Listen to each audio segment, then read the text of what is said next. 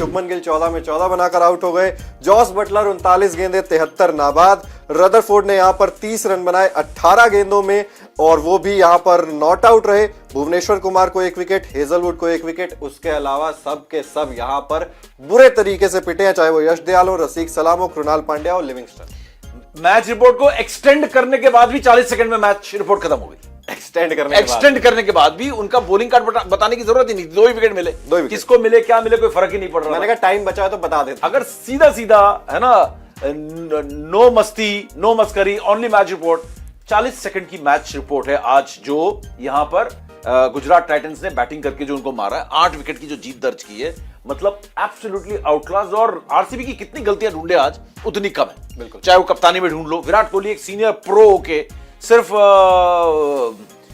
मतलब जो है एक्टिंग करता रहता है, पता है कि मेरे पे कैमरा है, हु हा करता रहता है। सॉरी टू से, I am really sorry. Run बन नहीं रहे भाई। जब खराब खेलेगा तब क्रिटिसिज्म होगी, बिल्कुल। आप एक एडवाइजर की तरह टीम में हो, आप एक मेंटोर की तरह टीम में हो। विराट कोहली कर क्या रहा है यार, मतलब टोटल मतलब यूजलेस उसका प्रेजेंस है वहां पर। सिर्फ विकेट ले लिया, हाँ भाई, punching in the air and ये पता है कैमरा मेरे पे, अब मुझे नाटक करना है। यही सब नाटक करने के लिए विराट कोहली वहां बना हुआ है। आप रजत पाटीदार को बता नहीं सकते। आपने आज सुयश की जगह आप रसिक सलाम डार को ले आए, बिल्कुल फ्लॉप हो गया। और रसिक सलाम डार के मैं आज फिर उसके बाद ना मैंने उन पर रिसर्च किया थोड़ा सा, तो मुझे पता पड़ा ये शुरुआत में अच्छी बॉलिंग कर लेता है और अगर आपका स्कोर बड़ा हो तो ये यूजफुल है। आप सुनो, कमेंटेटर्स भी वही बोल रहे थे कि ये अगर बैक ऑफ द आर्म वो बॉल करते हैं, रेस, वो सारी चीजें उनके काम आती है। उनका जो पेस है स्लोअर वंस में, तो वो काम का ही बंदा नहीं था। सुयश को लाना चाहिए था स्पिनर को, एक्चुअली में वहां पर गलती कर दी। यार क्या कर रहे हो आप। एक और आंकड़ा कमेंट्री अगर आपने सुनी तो सुना होगा, बड़ा कमाल का एक आंकड़ा दिया है। जो स्पिनर आज 90 किलोमीटर प्रति घंटे की रफ्तार से धीमी गेंद कर रहा था, तो उस पर स्ट्राइक रेट जो था वो था स्ट्राइक रेट था 20 या 25 के स्ट्राइक रेट से उस पर रन बन रहे थे।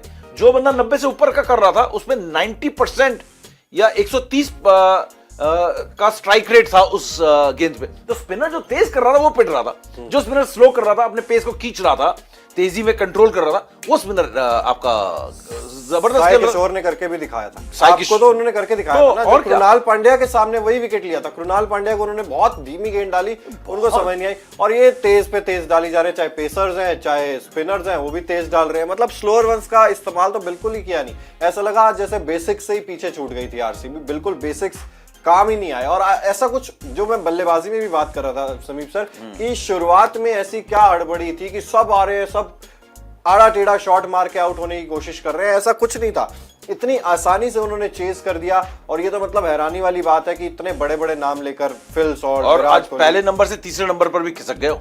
दिल्ली कैपिटल डीसी सबसे ऊपर पहुंच गई है, नहीं डीसी पंजाब किंग्स पहुंच गई है। मुझे लगता है पंजाब किंग्स, दिल्ली कैपिटल्स और पंजाब किंग्स, दिल्ली कैपिटल्स और आरसीबी तीसरे नंबर पर। अब बात होती है यार, नहीं डेंट तो पड़ा, चलो उसका कोई फर्क नहीं पड़ता है। परफॉर्मेंसेस देखो, कप्तानी देखो, आज विराट का कंट्रीब्यूशन देखो, बड़े प्लेयर का कंट्रीब्यूशन देखो, आप जॉश हेजलवुड को देखो, आज आप यश दयाल को देखो, आप रसिक सलाम डार को देखो, टीम के इंपैक्ट प्लेयर्स को देखो। अगर आपके टिम डेविड और लियाम लिविंगस्टन आपको नहीं बचाते तो आप 120 130 पे आज आपके बल्लेबाजों ने पहले ही मैच हरा दिया था। बॉलर्स के पास कुछ था नहीं, वैसे बॉलर्स के पास कुछ नहीं था, इसलिए आप बॉलर्स को यहां पे ये नहीं बोल सकते कि आपने गलत बॉलिंग की या फलाना किया। आपने एक तो बॉलर भी गलत पिक किया है। आरसीबी ओवरऑल आज ऐसा स्विच ऑफ थी अपने घर पे, बिल्कुल ऐसा स्विच ऑफ थी जिसके लिए वो जाने जाते हैं। जैसा कि चिराग आज आए और अब मैच देख रहे, चिराग ने कहा आज मैं पहचान पा रहा हूं ये आरसीबी मेरी आरसीबी।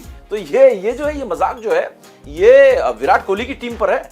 तो ये आरसीबी को सोचना होगा। अगर वो बहुत सारे हर 17 साल से कह रहे हैं इस बार आरसीबी जीत रही है, इस बार आरसीबी, तो इस बार इस तरीके से खेलोगे तो नहीं जीतोगे। दूसरी तरफ गुजरात टाइटंस की तरफ अगर जाओ, क्या लाजवाब परफॉर्मेंस है।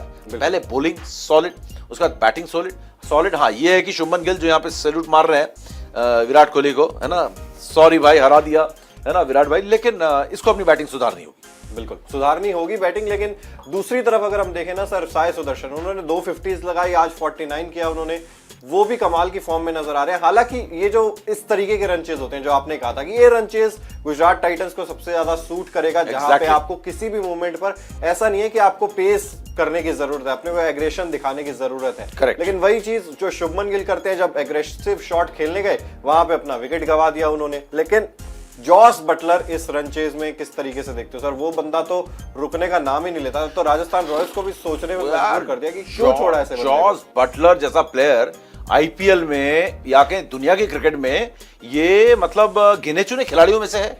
और भारतीय अगर सरजमी पर अगर आप देखें कोई सबसे सक्सेसफुल फॉरेन प्लेयर हुआ है तो मेरे ख्याल से जॉस बटलर जैसा स्पिन और फास्ट बॉलिंग अटैक दोनों के खिलाफ इस तरीके से मारने वाला बैट्समैन मैंने आईपीएल में नहीं देखा है। बिल्कुल, कि दोनों स्पिनर्स को, फास्ट बॉलर्स को, स्लोअर वंस को हर तरह की गेंदबाजी खेल पाने में सक्षम ऐसा बल्लेबाज, इतना कंप्लीट बल्लेबाज जॉस बटलर जैसा मैंने आईपीएल में 17-18वां सीजन है मैंने नहीं देखा इतना सक्षम। आप बताओ कोई विदेशी ऐसा बल्लेबाज आपको दिखाओ जो हर तरह की पेस खेल लेता था। एबी डिविलियर्स, उसके बाद जॉस बटलर, है ना। लेकिन एबी डिविलियर्स से भी आगे 7 शतक लगा चुके हैं, 1 शतक शायद पीछे है विराट कोहली से, है ना। राजस्थान रॉयल्स को कितने मैचेस में उन्होंने जिताया है। तो ये ताबड़तोड़ प्लेयर है यार, इसका कोई मतलब मुकाबला ही नहीं है, इसका कोई मुकाबला नहीं है। और ये जब टिक जाता है तो छक्के ये एट विल मारता है, एट विल मारता है। और इतना बड़ा प्लेयर है कि उसे पता है कि कब मुझे एक्सेलरेट करना है, कब मुझे रुकना है, किस बॉलर को मुझे पिक करना है। रशिक सलामदार को ऐसा पिक किया आज उन्होंने, तो वो बंदा जानता है। उसकी स्ट्रैटेजी देखो यार, वो बिल्कुल ऐसे मतलब उसकी मतलब एक रोबोटिक वो है उसका दिमाग, एकदम स्ट्रैटेजी उसकी एकदम इन प्लेस है। कोई बीट नहीं, कुछ नहीं, स्ट्रेट शॉट्स मार रहा है, पुल कर रहा है। दूसरी चीज, बाहर निकल के आए, गेंद शॉट डाल दी, गेंदबाज को फंसाया। आप एक उसमें देखना, बाहर निकल के आए और उसके बाद गेंदबाज ने वो चाहिए रहते शॉट टाइप कर दे, शॉट कर दिया, उन्होंने पुल मार दिया कि बाहर निकल के आया, गेंदबाज ने कहा शॉट मार देता हूं, मिस कर देंगे, उन्होंने पुल कर दिया वहां खड़े होकर। तो यार ये बंदा मतलब नेक्स्ट लेवल बैट्समैन है। क्रिकेट की हर बड़ी खबर, हर बड़े अपडेट और लाइव डिस्कशन के लिए जुड़िए मेरे साथ सिर्फ India TV cricket YouTube channel पर।